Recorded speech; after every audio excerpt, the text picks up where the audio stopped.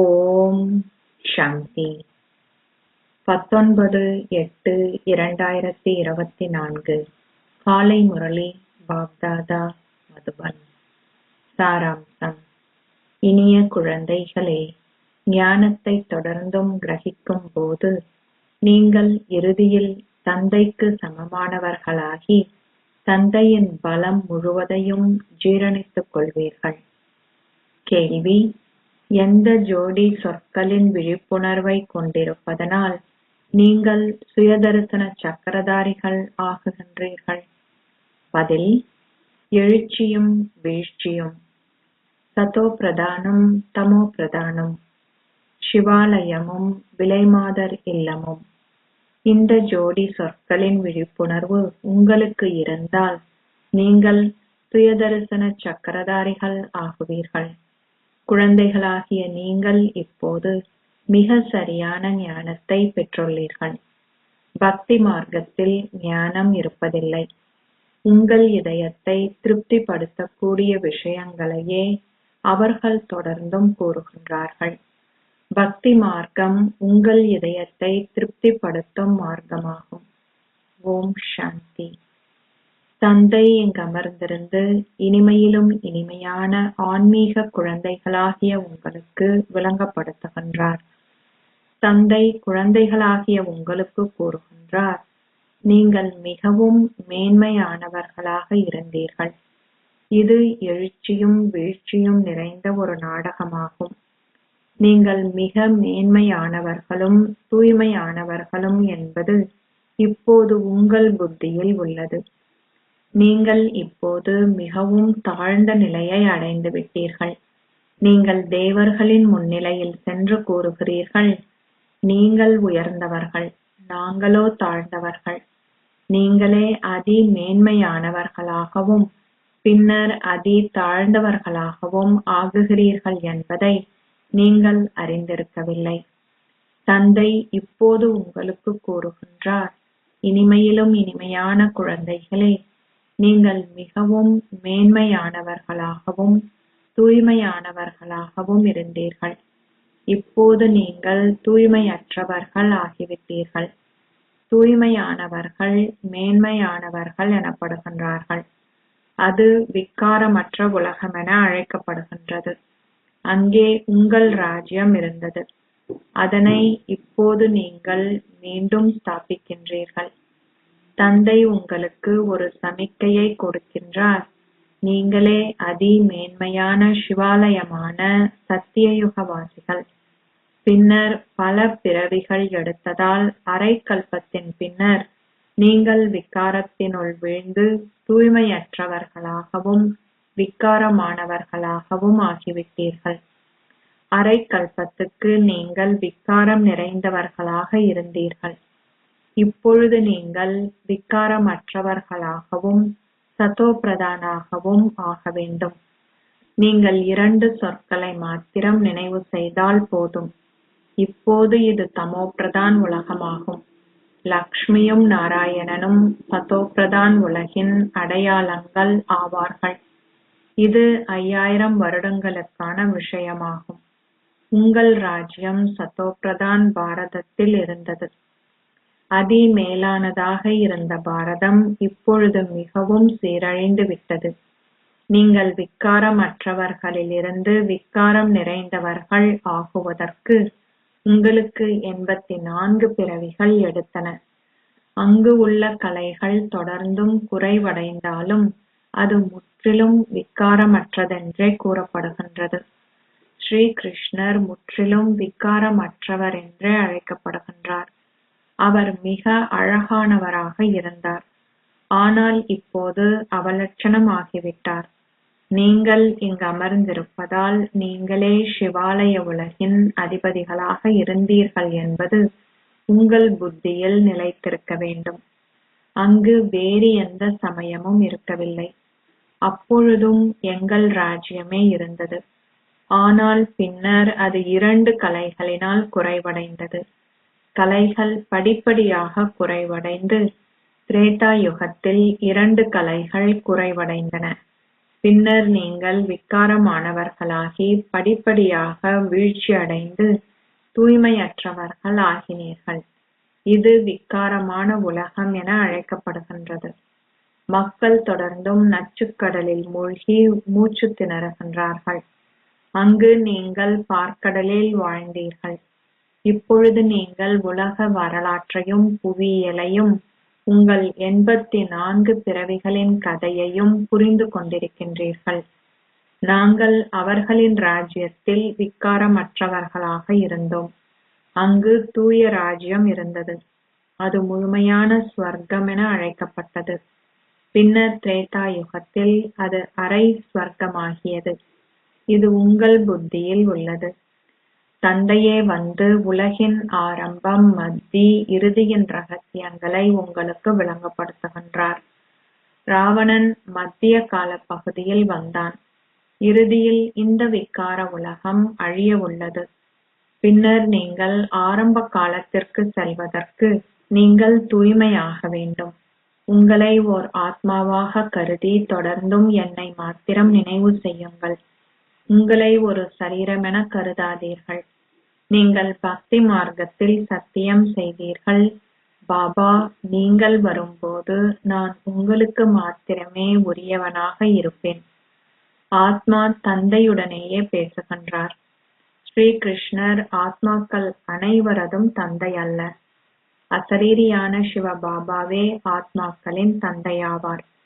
நீங்கள் எல்லைக்குட்பட்ட ஆஸ்தியை எல்லைக்குட்பட்ட தந்தையிடமிருந்தும், பாரதம் எல்லையற்ற ஆஸ்தியை எல்லையற்ற தந்தையிடமிருந்தும் பெறுகின்றது.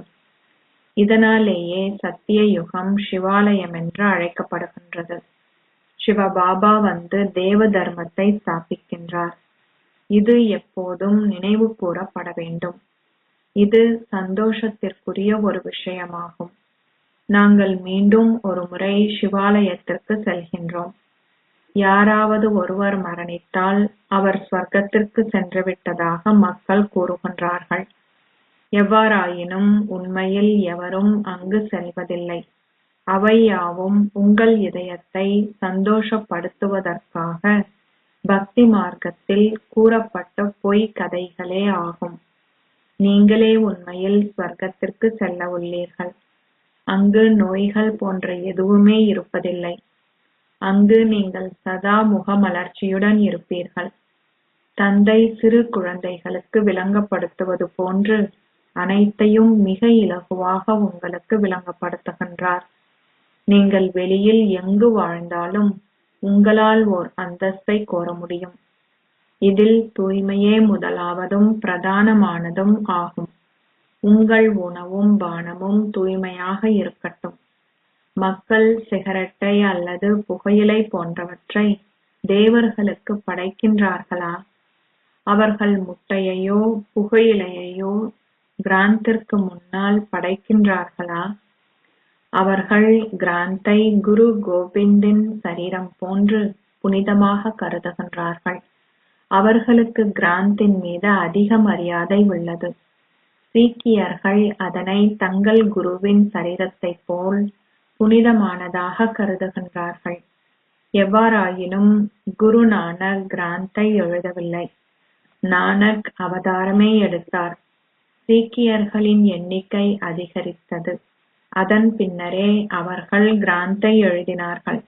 அவர் வந்த பின்னர் தொடர்ந்து பலரும் சீக்கிய சமயத்திற்கு வந்தனர். முன்னர் கிராந்த் மிகவும் சிறியதாகவும் அது கையாலும் எழுதப்பட்டது. இப்போது அவர்கள் கீதையை ஸ்ரீ கிருஷ்ணரின் வடிவமென கருதுகின்றார்கள். குருநானக்கின் கிராந்த் நினைவு கூறப்படுவதைப் போன்று ஸ்ரீ கிருஷ்ணரின் கீதையும் நினைவு கூறப்படுகின்றது. அவர்கள் தொடர்ந்தும் கூறுகின்றார்கள், கடவுள் ஸ்ரீ கிருஷ்ணர் பேசுகின்றார். இது அறியாமை என அழைக்கப்படுகின்றது. ஒரேயொரு பரம தந்தை பரமாத்மாவிடம் மாத்திரமே ஞானம் உள்ளது. கீதையின் மூலமே சர்க்கதி கிடைத்தது. தந்தையிடம் மாத்திரமே அந்த ஞானம் உள்ளது. ஞானத்தின் மூலம் பகலும், பக்தியின் மூலம் இரவும் உள்ளது. தந்தை இப்போது கூறுகின்றார், ஆத்மாக்கள் தூய்மையாக்கப்பட வேண்டும் என்பதால் அதற்கான முயற்சி செய்யப்பட வேண்டும். ஞானம் முற்றாக வீசி எறியப்படக்கூடிய அளவிற்கு மாயையின் புயல் பலமாக வீசும். பின்னர் உங்களால் மற்றவர்களுடன் ஞானத்தை பேச முடியாது போய்விடும். முதலாவது விகாரமான காமம் உங்களுக்கு அதிக தொல்லை தருகின்றது. அதனை விடுவதற்கே அதிக காலம் எடுக்கின்றது. உண்மையில் ஜீவன் முக்தியானது ஒரு வினாடியில் பெறப்படுகின்ற ஒன்றாகும். ஒரு குழந்தை பிறந்தவுடனேயே அதிபதி வாரிசு ஆகுகின்றார். சிவபாபா வந்துள்ளார் என்பதை நீங்கள் இனங்கண்டுள்ளதால் நீங்கள் ஓர் ஆஸ்திக்கு உரிமையை கோருகின்றீர்கள் என்பதை அறிந்துள்ளீர்கள். கீதை சிவபாபாவினால் உரைக்கப்பட்டது. அவரே கூறுகின்றார், தொடர்ந்தும் என்னை மாத்திரம் நினைவு செய்யுங்கள். நான் இந்த சாதாரண சரீரத்தினுள் பிரவேசிக்கின்றேன். கிருஷ்ணர் சாதாரணமானவர் அல்ல. அவர் பிறப்பெடுக்கும் போது எங்கும் ஒளி வீசி அது பெருமளவு உணரப்பட்டதால் ஸ்ரீ கிருஷ்ணர் இன்று வரை நினைவு கூறப்படுகின்றார். எவ்வாறாயினும் புராணங்கள் போன்ற அனைத்தும் பக்தி மார்க்கத்திற்குரியவையாகும். ஆங்கிலத்தில் அவை தத்துவ ஞானம் என அழைக்கப்படுகின்றது. ஆன்மீக தந்தை மாத்திரமே ஆன்மீக ஞானத்தை கொடுக்கின்றார். அவரே கூறுகின்றார், நானே உங்கள் ஆன்மீக தந்தை, நானே ஞானக்கடல். குழந்தைகளாகிய நீங்கள் தந்தையிடம் கற்கின்றீர்கள். நீங்களும் ஞானத்தை கிரகிக்கின்றீர்கள். அதன் பின்னர் இறுதியில் நீங்கள் தந்தையை போல் ஆகுவீர்கள். எந்தளவிற்கு நீங்கள் கிரகிக்கின்றீர்கள் என்பதிலேயே அனைத்தும் தங்கியுள்ளது. தந்தையை நினைவு செய்வதன் மூலம் அந்த பலத்தை நீங்கள் அதிகரித்துக் கொள்வீர்கள். நினைவு என்பது கூர்மை சக்தி என அழைக்கப்படுகின்றது. வாள்களிலும் வித்தியாசம் உள்ளது. ஒரு வாள் 100 ரூபாய்க்கும் இன்னொன்று 3 முதல் 4000 ரூபாய்களுக்கும் வாங்கப்படுகின்றது. பாபாவுக்கு இதில் அனுபவம் உண்டு. வாளுக்கு அதிக மரியாதை வழங்கப்படுகின்றது. குரு கோபிந்தின் வாளுக்கும் அதிக மரியாதை வழங்கப்படுகின்றது. குழந்தைகளாகிய உங்களுக்கு யோகத்தின் பலமும் அவசியமாகும். ஞான வாளிலும் சக்தி இருக்க வேண்டும். அந்த சக்தி இருக்கும் போதே மக்களால் விரைவாக புரிந்து கொள்ள முடியும். நீங்கள் நாடகத்திற்கு ஏற்ப தொடர்ந்து முயற்சி செய்கிறீர்கள். நீங்கள் எந்தளவிற்கு தந்தையை அதிகமாக நினைவு செய்கின்றீர்களோ அந்த நினைவின் மூலம் உங்கள் பாவங்களும் அதிகளவு அழிக்கப்படுகின்றது. தூய்மை ஆக்குபவரான தந்தை உங்களுக்கு வழிமுறைகளை காட்டுகின்றார். பின்னர் அவர் ஒரு சக்கரத்தின் பின்னரும் வந்து இதே வழிமுறையில் ஞானத்தை கொடுக்கின்றார். அவர் இவரை அனைத்தையும் துறக்க செய்து தனது ரதம் ஆக்குகின்றார். குழந்தைகளாகிய நீங்கள் அனைவரும் ஈர்க்கப்பட்டதால் நீங்கள் அனைவரும் அங்கே ஓடி வந்தீர்கள். அத்தகைய ஒரு கவர்ச்சி தந்தையிடமிருந்தது. இப்போது நீங்களும் அதே போன்று முழுமையடைய வேண்டும். நீங்களும் வரிசை கிரமமாக அவ்வாறு ஆகுவீர்கள். எவ்வாறாயினும் ஒரு ராஜ்யம் ஸ்தாபிக்கப்படுகின்றது. நீங்கள் சத்தியயுக ஆரம்பத்திலிருந்து கலியுக இறுதி வரை உலக சக்கரத்தை புரிந்து கொண்டுள்ளீர்கள். இப்போது இது சங்கம யுகமாகும். உங்களை தூய்மையாக்குவதற்கு தந்தை நிச்சயமாக வர வேண்டும். தூய்மை என்றால் சதோபிரதான் என்ற அர்த்தமாகும். உங்களுக்குள் கலப்படம் தொடர்ந்தும் படிப்படியாக கலக்கின்றது. இப்போது எவ்வாறு அந்த கலப்படத்தை அகற்றுவது? ஆத்மா உண்மையானவராக இருக்கும்போது ஆபரணமும் உண்மையாக உள்ளது. அதாவது சரீரம் அழகாக உள்ளது. ஆத்மா தூய்மையாகும் போது சரீரமும் தூய்மையற்றதாகின்றது. இவரும் ஞானத்தை பெறுவதற்கு முன்னர் வழிபாடு செய்தார். அவர் லக்ஷ்மி நாராயணனின் மிகப்பெரிய வர்ணப்படத்தை கதியில் வைத்திருப்பதுண்டு. அவர் அதிக அன்புடன் அவரை நினைவு செய்தார். அவர் வேறு எவரையும் நினைவு செய்யவில்லை. அவரின் எண்ணங்கள் வெளியில் வேறு எங்காவது அலைந்தால் தன்னைத்தானே அறைந்து கொள்வார். மனம் ஏன் அலைகின்றது? நான் ஏன் ஒரு காட்சியையும் பெறுவதில்லை? அவர் பக்தி மார்க்கத்தில் இருந்திருந்தாலும் விஷ்ணுவின் காட்சி கிடைத்ததுமே அவர் நாராயணன் ஆகவில்லை. நிச்சயமாக முயற்சி செய்யப்பட வேண்டும். இலக்கும் குறிக்கோளும் முன்னாலேயே உள்ளது. இப்போது உருவாக்கப்பட்டுள்ள உயிரற்ற விக்கிரகங்கள் முன்னர் உயிருள்ள ரூபங்களாக இருந்தனர்.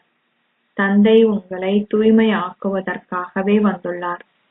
அவர் உங்களை சாதாரண மனிதரிலிருந்து நாராயணனாக மாற்றுகின்றார். நீங்கள் அவர்களின் ராஜ்யத்தில் இருந்தீர்கள்.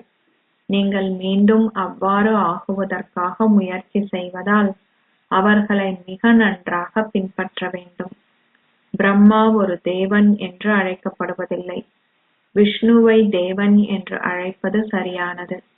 மக்களுக்கு எதுவும் தெரியாது. அவர்கள் குரு பிரம்மா, குரு விஷ்ணு என்று கூறுகின்றார்கள். இப்பொழுது விஷ்ணு யாரின் குரு ஆவார்? அனைவரையுமே அவர்கள் குரு என்று தொடர்ந்தும் அழைக்கின்றார்கள். அவர்கள் பரமாத்மா சிவனுக்கு வந்தனங்கள் என்று கூறுகின்றார்கள். அவர்கள் இவரை குரு என்றும் அவரை பரமாத்மா என்றும் அழைக்கின்றார்கள். தந்தையே அனைவரிலும் அதி மகத்துவமானவர். பிறருக்கு கற்பிப்பதற்காகவே நாங்கள் அவரிடமிருந்து இதை கற்கின்றோம். சர்க்குரு உங்களுக்கு எதனை விளங்கப்படுத்துகிறாரோ அதனை நீங்கள் பிறருக்கு விளங்கப்படுத்துகிறீர்கள். உங்கள் குருவே உங்கள் தந்தையும் ஆசிரியரும் என்று நீங்கள் கூறுவதில்லை. இல்லை. ஆகையால் நீங்கள் இந்த ஞானம் முழுவதையும் உங்கள் புத்தியில் வைத்திருக்க வேண்டும். நாங்கள் சிவாலயத்தில் இருந்தோம். இப்பொழுது விலைமாதர் இல்லத்தில் உள்ளோம். நாங்கள் மீண்டும் ஒரு முறை சிவாலயத்திற்கு செல்ல வேண்டும். அவர்கள் தாம் பிரம்ம தத்துவத்துடன் இரண்டர கலப்பதாக கூறினாலோ அல்லது ஒளி ஒளியுடன் கலப்பதாக கூறினாலோ ஆத்மாக்கள் அழிவற்றவர்கள் ஆவார்கள். உங்கள் ஒவ்வொருவருக்குள்ளும் உங்களுக்கென்றதொரு சொந்த பாகம் பதிவாகியுள்ளது. நீங்கள் அனைவரும் நடிகர்கள் என்பதால் உங்கள் சொந்த பாகத்தை நீங்கள் நடிக்க வேண்டும். அவை என்றுமே அழிக்கப்பட முடியாதவையாகும். முழு உலகத்தை சேர்ந்த ஆத்மாக்களும் தத்தமது பாகத்தை நடிக்க வேண்டும். புதிதாக ஒரு காட்சி எடுக்கப்படுவதை போன்றுள்ளது. எனினும் இந்த அனாதியான படம் பிடித்தல் ஏற்கனவே இடம்பெற்றுள்ளது. உலக வரலாறும் புவியியலும் மீண்டும் மீண்டும் இடம்பெறுகின்றது. இது நெற்றியின் மத்தியில் பிரகாசிக்கும் ஓர் அற்புதமான நட்சத்திரமாகும். ஒருபோதும் இது அழிக்கப்படுவதில்லை. முன்னர் உங்களுக்கு இந்த ஞானம் இருக்கவில்லை. உலக அதிசயம். ஸ்வர்க்கம் என்ற வார்த்தையை கேட்டதும் உங்கள் இதயம் சந்தோஷமடைகின்றது. இப்பொழுது இது சத்திய யுகமல்ல, இது கலியுகமாகும். ஆகவே மறுபிறப்பும் கலியுகத்திலேயே இடம்பெறுகின்றது. நீங்கள் அனைவரும் நிச்சயமாக அங்கு செல்ல வேண்டும். ஆனால் தூய்மையற்ற ஆத்மாக்களால் அங்கு செல்ல முடியாது. குழந்தைகளாகிய நீங்கள் இப்பொழுது யோக சக்தியினால் தூய்மையாகின்றீர்கள். தூய உலகை தந்தையாகிய கடவுளே ஸ்தாபிக்கின்றார். பின்னர் ராவணன் அதை நரகமாக்குகிறான். இதனை பார்க்கக்கூடியதாக உள்ளது. மக்கள் ராவணனின் கொடும் பாவியை எரிக்கின்றார்கள். அது தொன்று தொட்டு இடம் பெறுகின்றது என்று அவர்கள் கூறினாலும் அது எப்பொழுது ஆரம்பித்தது என்று எவருக்கும் தெரியாது. ஏனெனில் அவர்கள் 100,000 வருடங்கள் எனக் கூறுவதால் அதனை அரை பங்காக பிரிக்க முடியாதுள்ளது. கலியுகத்தின் கால எல்லை 40,000 வருடங்கள் என அவர்கள் கூறுகிறார்கள். எனவே மக்கள் கார் இருளில் இருக்கிறார்கள். அறியாமை உறக்கத்திலிருந்து விழித்தெழுவது அவர்களுக்கு கடினமாக உள்ளது. அவர்கள் தாமாக எழுவதில்லை. இது சங்கமயுகம். இப்பொழுதே தந்தை வந்து உங்களுக்கு தூய்மையாகின்ற பாதையை காட்டுகின்றார். தூய்மையாகும் போது தூய உலகம் ஸ்தாபிக்கப்பட்டு இந்த தூய்மையற்ற உலகம் அழிக்கப்படும். இப்பொழுது உலக ஜனத்தொகை மிகவும் அதிகரித்துள்ளது. சத்திய யுகத்தில் உலக ஜனத்தொகை மிக குறைவாகவே இருக்கும். நீங்கள் இப்பொழுது நிச்சயமாக மாயையை வெற்றி கொண்டு தூய்மையாக வேண்டும். தந்தை கூறுகிறார், மாயை மிகவும் சக்தி வாய்ந்தவள். நீங்கள் தூய்மையாகுவதிலேயே அவள் பல தடைகளை ஏற்படுத்துகிறாள். தூய்மை ஆகுவதற்கான தைரியத்தை நீங்கள் பேணுகின்றீர்கள். ஆனால் மாயை வந்து உங்களை என்ன நிலைக்கு தள்ளுகின்றாள் என்று பாருங்கள். அவள் உங்களை குத்தி கீழே வீழ்த்துகின்றாள். அதனால் நீங்கள் சேமித்த அனைத்தும் முடிவடைந்துவிடும். பின்னர் நீங்கள் அதிக முயற்சி செய்ய வேண்டும். சிலர் வீழ்ந்து விடுவார்கள். பின்னர் அவர்கள் தங்கள் முகத்தை ஏனும் காட்டுவதில்லை. எனவே அவர்களால் மிகவும் உயர்ந்ததோர் அந்தஸ்தை கோர முடியாது. முழு முயற்சி செய்யப்பட வேண்டும். நீங்கள் தோல்வி அடையக்கூடாது. இதனாலேயே சிலர் தூய திருமணமும் செய்கிறார்கள். திருமணம் செய்த பின்னர் அத்தம்பதியினரால் தூய்மையாக இருப்பது சாத்தியமற்றது என்று சந்நியாசிகள் கூறுகிறார்கள். தந்தை கூறுகிறார், அது சாத்தியமாகும். ஏனெனில் அதில் பெரும் பேறு உள்ளது. நீங்கள் இந்த ஒரு இறுதி பிறவியில் தூய்மையாகினால் ஸ்வர்க்கத்தில் ஓர் ராஜ்யத்தை பெறுவீர்கள். அத்தகையதொரு பெரும் பேற்றை பெறுவதற்காக இந்த ஒரு பிறவியில் நீங்கள் தூய்மையாக இருக்க முடியாதா? குழந்தைகள் கூறுகின்றார்கள், பாபா, நிச்சயமாக நாங்கள் தூய்மையாக இருப்போம். சீக்கியர்கள் தூய்மைக்கான ஒரு காப்பு அணிந்துள்ளார்கள். நூல் போன்ற எதனையும் நீங்கள் இங்கே கட்ட வேண்டிய அவசியமில்லை. இது புத்திக்கான விஷயமாகும். தந்தை கூறுகிறார், சதா என்னை மாத்திரம் நினைவு செய்யுங்கள். புத்திரிகள் ஞானத்தை பலருக்கும் கொடுக்கின்றார்கள். எனினும் அந்த முக்கியஸ்தர்களின் புத்தியில் அது இருப்பதில்லை. தந்தை கூறுகிறார், அனைத்திற்கும் முதலில் இவர்கள் அனைவரும் பிரஜாபிதா பிரம்மாவின் குழந்தைகள் என்பதை மிக தெளிவாக அவர்களுக்கு விளங்கப்படுத்துங்கள். நாங்கள் சிவபாபாவிடமிருந்து ஓர் ஆஸ்தியை பெறுகின்றோம். நாங்கள் தூய்மையற்றவர்களிலிருந்து தூய்மையாக வேண்டும். தந்தை இப்பொழுது கூறுகின்றார், சதா என்னை மாத்திரம் நினைவு செய்யுங்கள். வேறு எவராலும் இதனை கூற முடியாது.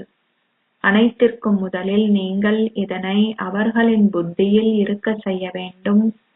விக்காரமற்றதாக இருந்த பாரதம் இப்பொழுது விக்காரமாகியுள்ளதால் அதனை எவ்வாறு மீண்டும் விக்காரமற்றதாக ஆக்க முடியும்? கடவுள் பேசுகிறார், சதா என்னை மாத்திரம் நினைவு செய்யுங்கள். அவ்வளவே. நீங்கள் இந்தளவையேனும் கூறினால் அதுவே மகாபாகியமாகும். எனினும் உங்களால் இந்தளவேனும் கூற முடியாதுள்ளது. நீங்கள் மறந்து விடுகிறீர்கள். தந்தை திறப்பு விழாவை ஆரம்பித்து வைத்துள்ளதால் கருவிகளாகிய நீங்கள் நீதியை செய்கிறீர்கள் என பாபா விளங்கப்படுத்தியுள்ளார். அஸ்திவாரம் இடப்பட்டுள்ளது. ஆனால் இப்பொழுது சேவை தலங்கள் ஆரம்பிக்கப்படுகின்றன. இது கீதைக்கு பொருத்தமாக உள்ளது. கீதையிலும் கூறப்படுகின்றது, ஓ குழந்தாய், காமத்தை வென்றால் நீங்கள் 21 பிறவிகளுக்கு உலகை வென்றவர்கள் ஆகுவீர்கள். நீங்கள் இவ்வாறு ஆகாவிட்டாலும் பிறருக்காவது அதனை விளங்கப்படுத்துங்கள். பிறரை ஈடேற்றுபவர்கள் பலர் உள்ளனர். ஆனால் பின்னர் தாமே வீழ்ந்து விடுகின்றார்கள். காமமே மிகப்பெரிய எதிரியாகும். அது உங்களை நேரடியாக சாக்கடைக்குள் விழச் செய்துவிடும். காமத்தை வென்ற குழந்தைகள் மாத்திரமே உலகை வென்றவர்கள் ஆகுவார்கள். அச்சா, இனிமையிலும் இனிமையான அன்புக்குரிய, எப்போதோ தொலைந்து இப்போது கண்டுபிடிக்கப்பட்டிருக்கும் குழந்தைகளுக்கு உங்கள் தாய் தந்தையாக இருக்கும் பாப் தாதாவின் அன்பும் நினைவுகளும் காலை வந்தனங்களும். ஆன்மீக தந்தை ஆன்மீக குழந்தைகளுக்கு நமஸ்தே சொல்கிறார். ஆன்மீக குழந்தைகள் ஆன்மீக தந்தைக்கு நமஸ்தே சொல்கின்றனர். தாரணைக்கான சாராம்சம் 1. இந்த இறுதி பிறவியில் உங்கள் பேறுகள் அனைத்தையும் உங்கள் முன்னிலையில் வைத்து நிச்சயமாக தூய்மையாகுங்கள். மாயையின் தடைகளால் தோல்வி அடையாதீர்கள். 2. உங்கள் இலக்கையும் குறிக்கோளையும் உங்கள் முன் வைத்து முழு முயற்சி செய்யுங்கள். தந்தை பிரம்மா முழு முயற்சி செய்து சாதாரண மனிதரிலிருந்து நாராயணனாக மாறியதைப் போன்று அவரை பின்பற்றி சிம்மாசனத்தில் அமருங்கள். ஆத்மாவை சதோபிரதான் ஆக்குவதற்கு முயற்சி செய்யுங்கள். ஆசீர்வாதம். நீங்கள் சகல உரிமைகளையும் கொண்டுள்ள ஒரு கதாநாயக நடிகராகி விளையாட்டுகளை விளையாடுவதைப் போல் சகல பிரச்சனைகளையும் வெற்றி கொள்வீர்களாக. சூழ்நிலைகளோ அல்லது பிரச்சனைகளோ எத்தகையதாக இருந்தாலும் அந்த பிரச்சனைகள் உங்களை கட்டுப்படுத்த அனுமதிக்காதீர்கள். ஆனால் சகல உரிமைகளையும் கொண்டிருந்து நீங்கள் விளையாட்டுக்களை விளையாடுவதைப் போல் அந்த பிரச்சனைகளை வெற்றி கொள்ளுங்கள். புறத்தே அழுகின்ற ஒரு பாகத்தை நீங்கள் கொண்டிருக்கக்கூடும். ஆனால் அவை அனைத்தும் ஒரு விளையாட்டே என்ற உணர்வு உங்களுக்குள்ளே இருக்க வேண்டும். இது நாடகம் என்று அழைக்கப்படுகிறது. இந்த நாடகத்தில் நாம் கதாநாயக நடிகர்கள். கதாநாயக நடிகர்கள் என்றால் மிக சரியான பாகங்களை நடிப்பவர்கள் என்று அர்த்தம். ஆகவே எந்த ஒரு பெரிய பிரச்சனையையும் ஒரு விளையாட்டாக கருதி அதை லேசாக்குங்கள். எந்தவிதமான சுமைகளையும் கொண்டிராதீர்கள். ஸ்லோகம். சதா இந்த ஞானத்தை கடையுங்கள். நீங்கள் சதா மலர்ச்சி நிறைந்தவர்களாக இருப்பீர்கள். அத்துடன் மாயையின் கவர்ச்சிகளிலிருந்தும் பாதுகாக்கப்படுவீர்கள். ஓம் சாந்தி.